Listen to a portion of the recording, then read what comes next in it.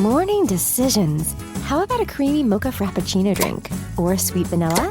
Smooth caramel, maybe? Or a white chocolate mocha? Whichever you choose, delicious coffee awaits. Find Starbucks Frappuccino drinks wherever you buy your groceries. This summer, say I do I am marrying a stranger. like never before.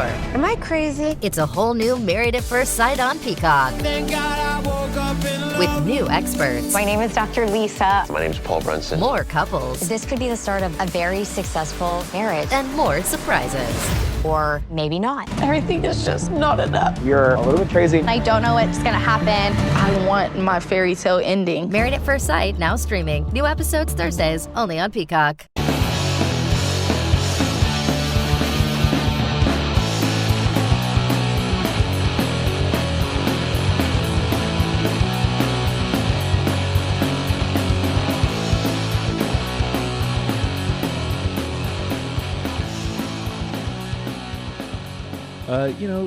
Maybe I should consider like a real way to intro these dailies, but I don't know, man. Probably not. I kind of like the way it's just an additional thing. It's not formal. It's rather informal, actually, and that's kind of the whole idea. And some days we're here to talk about, shows, like just going out to a concert and having a good time. And I love these because everybody has different criteria. So, Christian, you said you'd want to do one of these. So tell me what kind of criteria for you makes a show a top 5. Like, what are you looking at that makes it a top 5 concert for you? Amazon Health AI presents Painful Thoughts. Why did I search the internet for answers to my cold sore problem? Now I'm stuck down a rabbit hole filled with images of alarmingly graphic sores in various stages of ooze. I can clear my search history, but I can never unsee that. Don't go down the rabbit hole. Amazon Health AI gets you the right care fast. Healthcare just got less painful. Visible puts the ultimate wireless hack in the palm of your hand. With unlimited 5G wireless data and hotspot designed to keep you connected, powered by Verizon's 5G network. And no contract holding you back. Plans start at $25 a month, or get the premium Visible Plus Pro plan and save $10 on your first month when you use promo code HACK. Make the switch at Visible.com. Terms apply. See Visible.com for details. Okay, I suppose you can look at it two ways. There's your classic, that was a great show musically and performatively, and they came out and they rocked the place. But what I've ended up doing is the ones that have been the most memorable to me. And I've been to a lot of shows, love a show, love a concert, a gig. What I ended up having, the ones that stuck in my brain when I was kind of coming up on my list, were the ones that had sort of a backstory to them, kind of something specific that happened at the concert that was just really cool and really memorable, or the circumstances of the concert, or the time of my life that it was. So yeah, I think I've been to a lot of good shows. I'll mention a few that are not on the list that I'm going to talk about. Seeing Pearl Jam in Cardiff was awesome. Seeing Foo Fighters in Cardiff was awesome. Musically, just seeing those bands, American bands in the UK, and two of my favorite bands was amazing, and they absolutely rocked the place. But the gigs aren't as memorable as the ones I'm going to talk about, because the ones I've got to talk about all have a bit of a backstory or a bit of a quirk that kind of make them stick out for me. Understandable. So you said you had a couple of, you mentioned 2 there, but is there other honorable mentions, as it were, or were you just going to kind of just go to the 5? Well, I kind of had 6, so I will do. There's one honorable mention, and it's kind of fitting that it's an honorable mention, because it was, other than randomly seeing a guy in a pub locally, it was my first proper concert. and I guess it was quite late. It was my 17th birthday, and I was a big grunge kid at the time, and been chatting to somebody, and they'd said that I was really into Nirvana at the time, and they'd said, if you like Nirvana, Mudhoney are a big seminal influence on that whole scene. So I got the Mudhoney latest album for my birthday. And I got it that morning and just listened to it a couple of times, listened to it on the way to college. And then when I got home, my dad said, "Oh, I'm going to take you to a gig tonight." But he didn't tell me who, he didn't tell me where. And I was like, okay. It's kind of freaked me out, but I was kind of almost like, oh, what's this? But I was like, okay, let's do it then. And it turned out to be Mudhoney. So like he'd clocked that they were playing fairly close to us, and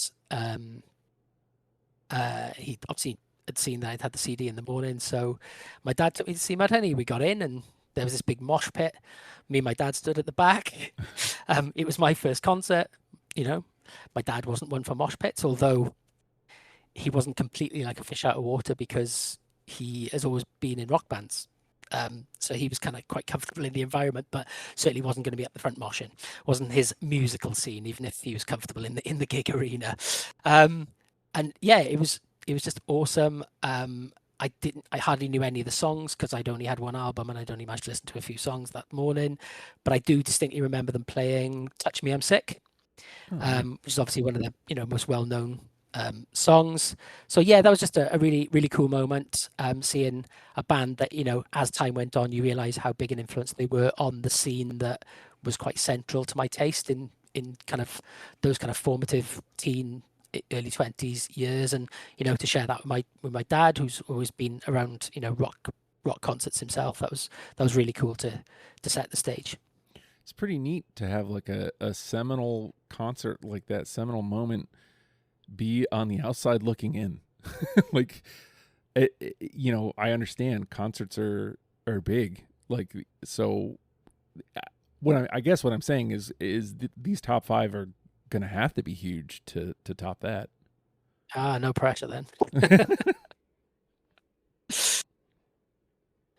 Okay, shall I launch in? Sure. Okay, so in time-honored tradition then, I will go in reverse order.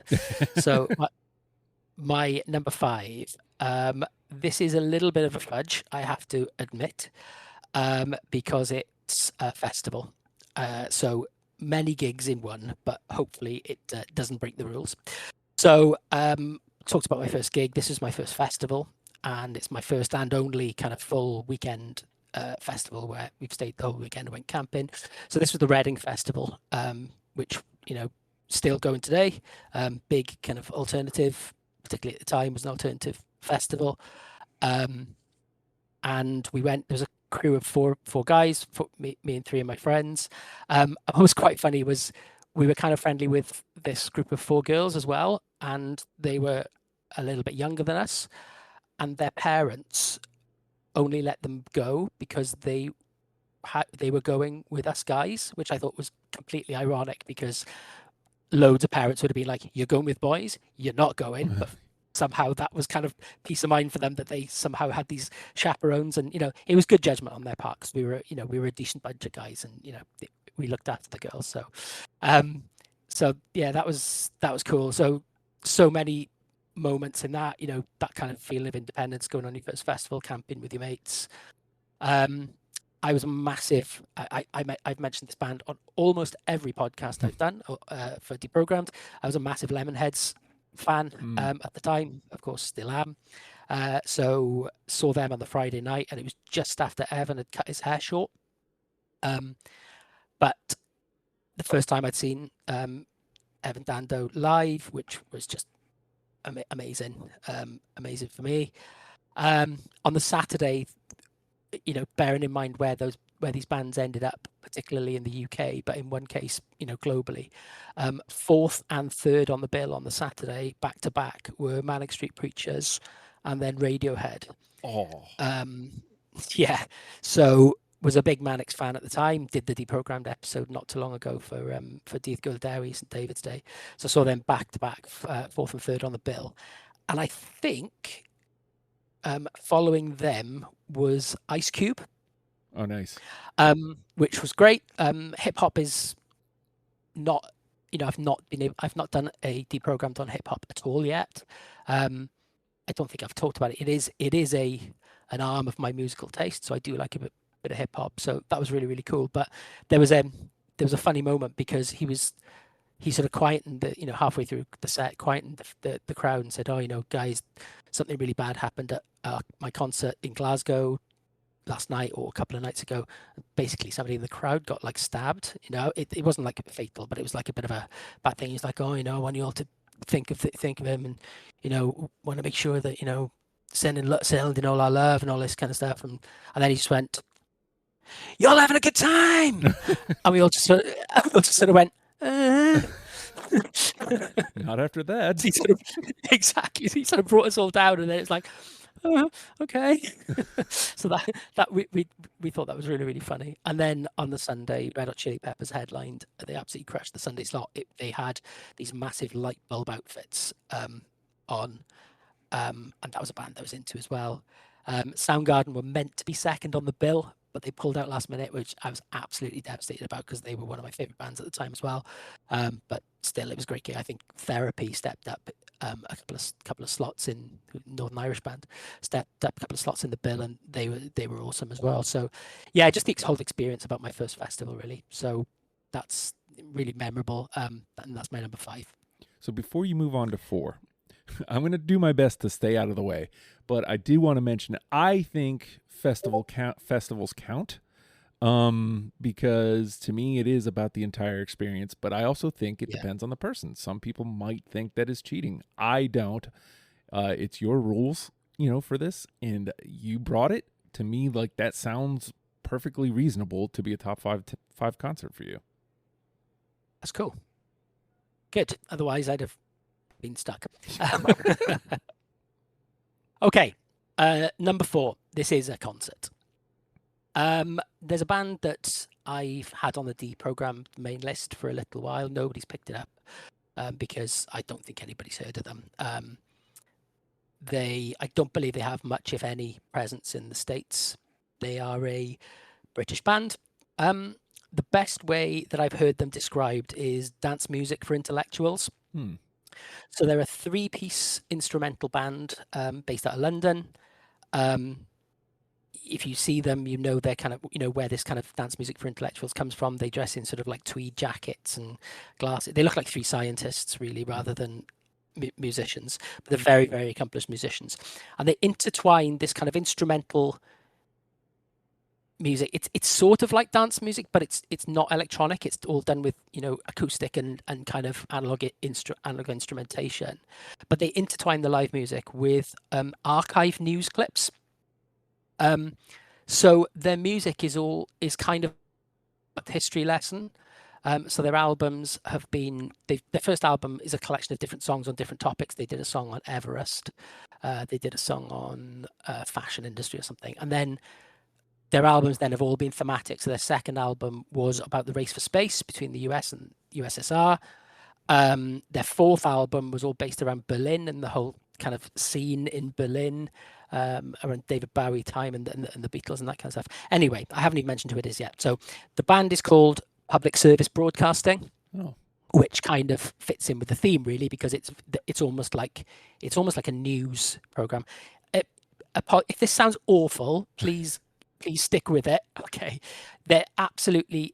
I find it brilliant for working for deep focus, because it's kind of instrumental, but has that kind of almost that intellectual kudos feeling with the sort of archive news clips. You sort of feel like you're learning something at the same time. So it's quite good work music in terms of for focus.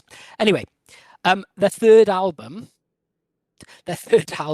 is called Every Valley, and after tackling a global kind of story like the space race in the 60s, this is about the rise and fall of the Welsh mining industry, which, as a Welshman, is obviously a theme that's close to my heart.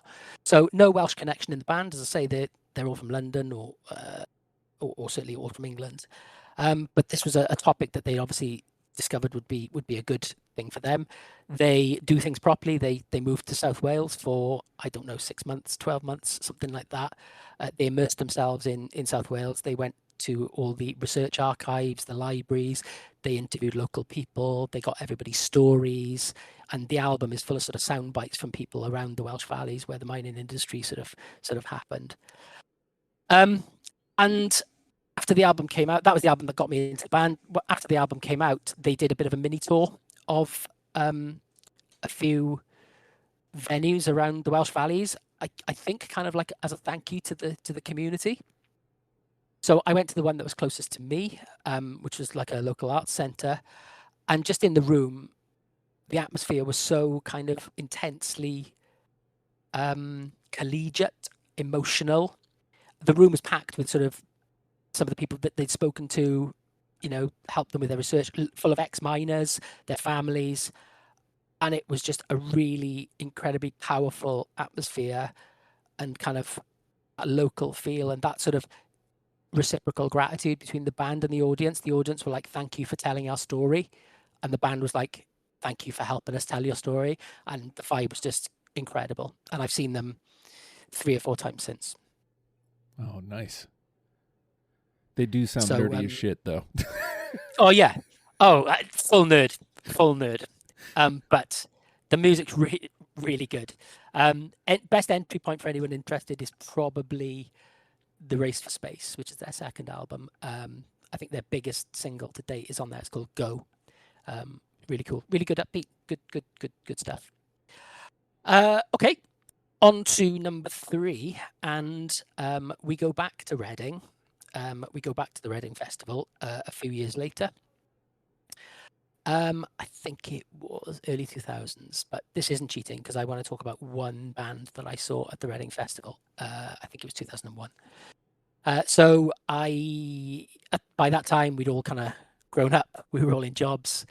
I still loved the gig, even though the guys that I went with weren't as kind of maybe bothered anymore. And I saw the lineup, and on a particular day, I thought, yeah, I'm going to go. So I got a single day ticket, drove up on my own, just hung out on my own at the festival, just wanted to see a few bands. Interestingly enough, it was the year that the Strokes really broke, and Strokes had been booked on kind of like the second or third stage, which was in like this big marquee. And on the day, the organisers actually moved them to the main stage because they were generally concerned that the tent wouldn't be safe because of the hype around them and all the people that wanted to see them. You know, the festival's held in August, and it was around about the time just after, or just around the time that This Is It, or is this it? I can't remember. That first album anyway was released, and the hype was enormous, and they moved into the main stage, and I saw them, and they were really good actually. But that's not the band I want to talk about. So in the tent, much earlier on in the day, was a band called Cosmic Rough Riders. Now this is a Scottish band, and just last week, I don't know when this is coming out, it's going to completely mess with the timeline. You may not have heard this episode yet, but recorded a Deprogrammed on Teenage Fan Club, which are a Scottish band which sort of specialise in jingle jangle, quite American feeling, Californian sort of Laurel Canyon, Birds, Beach Boysy type music. And the Cosmic Rough Riders are very, very similar. That's their vibe. Saw them really early in the day in the tent, the second stage, quite early on the bill, so quite a small crowd. They weren't very well known. I loved the album when it was released, got that, so was really stoked to sort of get to see them in a fairly small crowd. So I was right up at the barrier, and you know, the songs, they're just real sing-along quality, the harmonies, and I was just up there belting them out with the band, and it was just such a positive vibe, that kind of close connection with the band. But what made it even more special was their singer, Daniel Wiley. He caught my eye a couple of times, and he could see me like belting out the songs and saw that I knew every word. And there was maybe, 30, 40 other people in the audience. And he kind of gave me a thumbs up a couple of times. I have to say, yeah, you know our stuff. Thanks, dude. And it was just having that kind of connection with the singer was just really, really cool. And that sort of made that a really memorable gig as well. Yeah. I mean, I would have never guessed that name coming up. I don't know that name. So there was no way I was guessing that was like at 3 for you. That rules. Yeah. You will know at least one of the names coming up. You might know the next name. I don't know. I can't get a kind of feel on how well known the next guys are in the States, but you will definitely know my number 1. Okay, so my number 2 is a band called Need to Breathe. Not familiar. No. No. Okay. So American band. How would I describe them? Kind of rootsy, southern rock, kind of country tinged. I think sometimes they're kind of put in as part of the Christian rock scene, but they're not overly. There's not. That's not obvious from their music, and it sort of surprised me when I saw that. But yeah, I found these guys a few years back when the best way that I could discover new music was on Amazon. I don't think they do it anymore, but because the album is kind of not so much of a thing anymore. But on Amazon, you used to be able to go onto the page of an album and listen to a snippet of each track. Mm-hmm. And I would do that. I'd like go onto an album, and the other thing they had on Amazon, and I think they probably still do, is they say, oh, if you like this, you might also like these. So that, if I had like a spare bit of time, I'd go onto Amazon, find something that I kind of liked and wanted to find something similar to, and then look at, if you like this, you would like these. Check that out, listen to a couple of snippets, and I'd kind of get a feel for would I know these guys, would I like these guys. Anyway, the first time I clicked play on Need to Breathe, the singer's voice is a guy called Bear Reinhardt. Just incredible voice, so much soul, so much quality, and I just thought, yeah, these I could just tell they were going to be, a band that I liked. So I got their album at the time. It was called The Outsiders, still my favorite album by them. So I tried to look for stuff on YouTube. I could sort of see a couple of things which showed that they were probably growing in the States. They weren't playing tiny venues, they weren't playing massive arenas, but they were playing, a couple of thousand, from what I could gather. Couple of thousand big, venues in the States. So they definitely had a following. Anyway, I found out, can't remember how, they were playing this tiny nightclub in my home city. We're literally talking a tiny nightclub. So I was like, oh my God, like this band that plays arenas in the US that I love is playing in my home city. Like, I've got to go. So I went and I got there. There was about 50 to 100 people, really super intimate, super close. I was like, oh, this is going to be amazing. And 2 songs in, the entire sound system just went. Whoa. Yeah. And they were like, guys, we can't, they kind of walked off. And I thought, oh my God, 2 songs in, felt like the night was ruined. So everybody sort of looking around, didn't know what to do. So the next thing, they came back just with acoustic instruments. They acoustic guitars, acoustic bass. The drummer had one of those, I never remember what they're called, like a box drum thing. It's not a cabron, that's something else. It's something like that. Anyway, can't remember the name of it, like a box drum thing. Mm-hmm. They got up on the bar, literally stood on the drinks bar, and they went, right, we're just going to do an acoustic gig from here. I was stood at the bar. I was literally, 6 inches from Bear Reinhardt's feet. And just, A, to be so close, B, to kind of have that feeling of triumph from adversity, C, the intimacy. It was going to be intimate anyway, but the intimacy of an acoustic gig as well. And there's one moment where there's a song that they have called Lay 'Em Down, which is really quite heavily sort of country gospel kind of feeling. It's kind of quite bluesy. Go lay 'em down, that kind of thing. And the whole crowd's singing along. And Bear's voice, like obviously not through a mic, just an amplified, just cutting through the room, was just, it was, I don't know whether they are Christian rock, but it was spiritual. According to their Wikipedia, like their beginnings were Christian themed, so you're not off base. Yeah, but again, one of those when just the whole circumstance of the thing, and I ended up seeing a band that close in that, and just as I say, that switch from had they carried on, through the electric, through the amps of the sound system, I'm sure it'd been great. But I think it was actually better because they pivoted to an acoustic gig on the bar. It was absolutely incredible.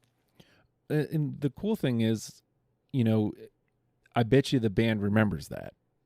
It might take some jogging. You might have to go, hey, do you remember when this happened? And they'd have to search their brain. Oh yeah, I do remember. But that's memorable for both sides. I can guarantee it. Yeah, I get that. That's cool. And I got a couple of snippets on, managed to record them on my phone or whatever, and it's so good. When I get chills when I watch it back. Brilliant. Okay. God, that's gone quick. Reached number 1. Okay. So number 1, this was, I mentioned in my honorable mentions, the first concert ever I went to was Mudhoney, and that was with my dad. This is the first concert I ever went to on my own. I was also 17, but this was a few months later. Travelled up to Milton Keynes, which is a newly built city in England. They have a natural bowl there where they have gigs. 4 17-year-old guys travelling up on a bus with a bus full of metalheads. It was Metallica. Oh. So the lineup was Diamond Head starting out, which was, I think, one of the new wave of British heavy metal bands that Metallica sort of always cited as an influence, and their big song was "Am I Evil?" Or I don't know if it was their big song, but Metallica covered "Am I Evil?" So that's the song that people knew of Diamond Head. Then it was Alice in Chains, which at the time was like one of my massive favorite bands as well. Dirt had just come out, and I absolutely loved that album. Then it was Megadeth. Whoa. And then it was Metallica, which was really kind of like unexpected because there's always been that kind of beef between, particularly, the history of Dave Mustaine and Metallica. So to have them on the same bill was like, whoa. That was really cool. Anyway, on the bus on the way up, the news spread that Alice in Chains had dropped out. So that was really gutting. This has happened to me so many times. Like, I've been meant to see Soundgarden twice and they pulled out. Alice in Chains had pulled out. Anyway, they were replaced by this Scottish band called The Almighty. And we were like, okay. I think I'd seen them on Noisy Mothers, just kind of flipped over them. Anyway, so we get there, we watch Diamond Head. Well, we watched them play Am I Evil? And once they played Am I Evil, we kind of went and got a beer. But The Almighty then would do on second, and we were like, right, not really here for these guys. Let's go and get some food. So I remember getting a jacket potato. I remember it distinctly.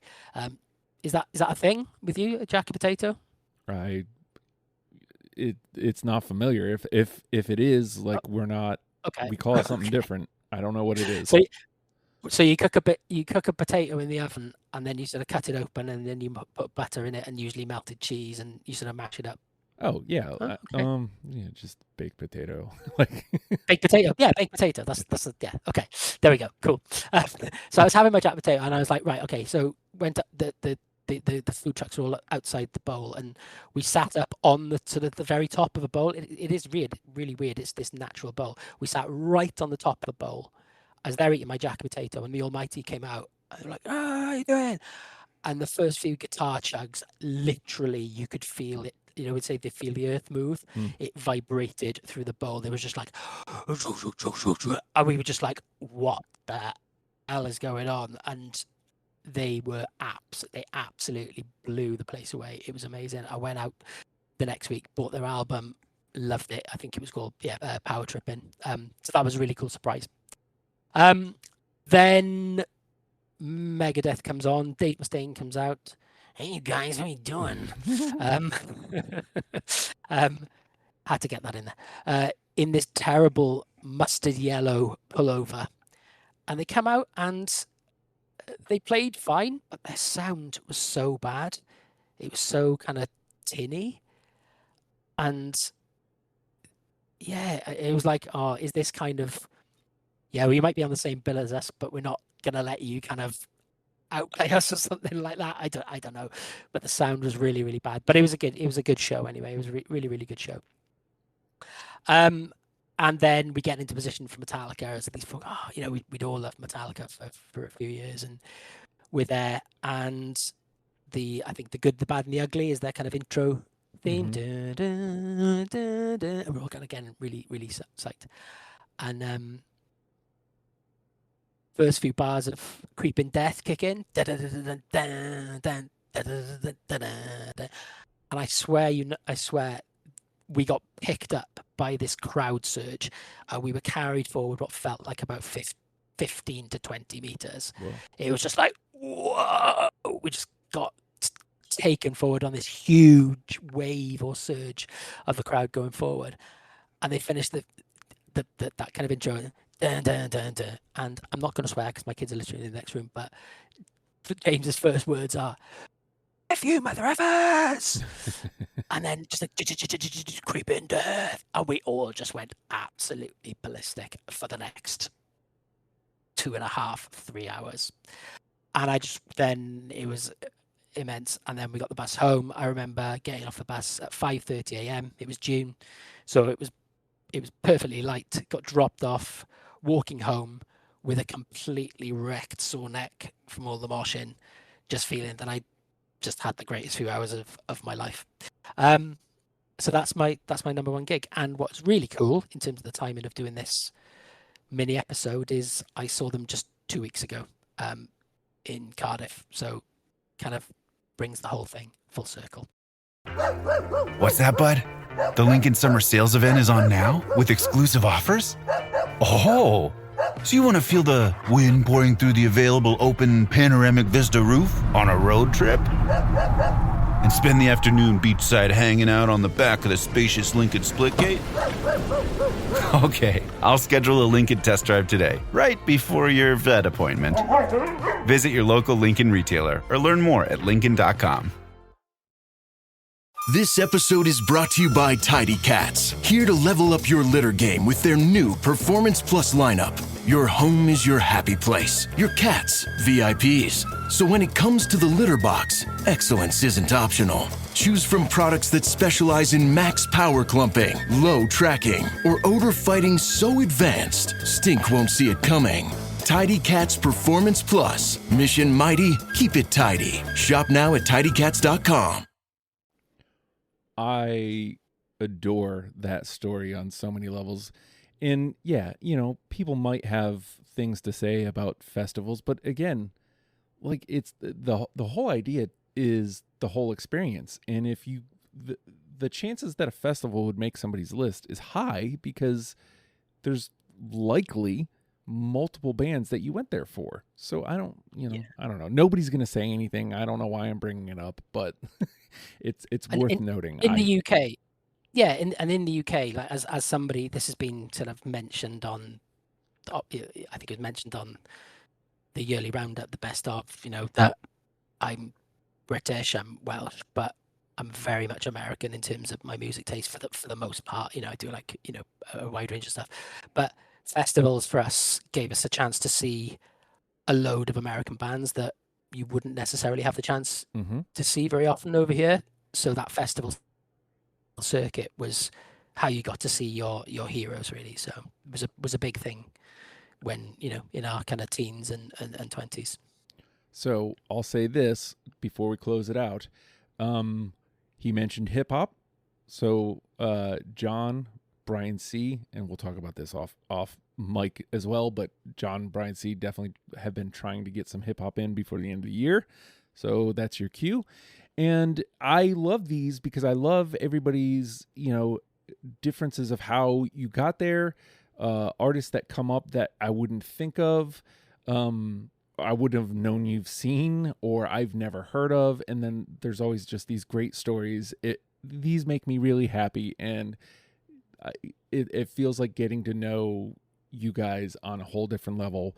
But with that, we're going to kick it on out of here. And a little behind the scenes, we're doing another one. So you'll hear from Christian again in probably a couple weeks. Just saying. Who knows when these come out and what order? Only me, and only when I schedule them. So we'll see y'all tomorrow. Goodbye.